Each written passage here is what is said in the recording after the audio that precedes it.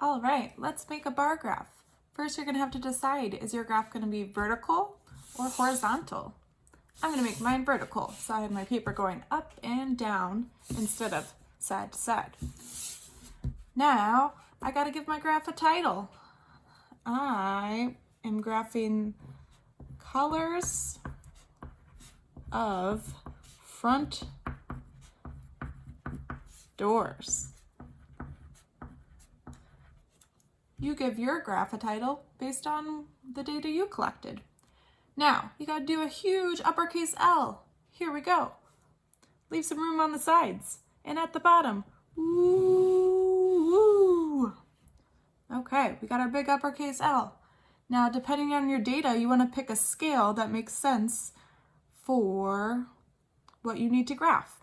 So for mine, it makes sense to count by twos.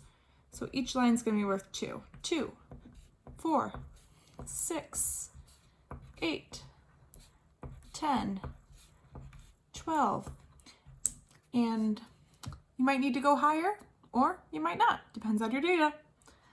Now at the bottom, I'm going to list the different categories. I had some front doors that were white, some front doors that were brown, some front doors that were blue, and some front doors that were black. Okay, now I'm ready to graph my data. I'm going to make a mark, and for the white front doors I had 4. Here I go. I'm going to draw a line, make a mark, and then turn it into a rectangle, color that rectangle in. Okay, I can use the same color or I could use different colors for my bars.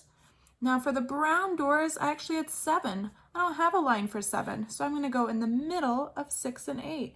And I'm going to pretend it goes over. There we go for brown. Make it into a rectangle. You get the idea. Have at it.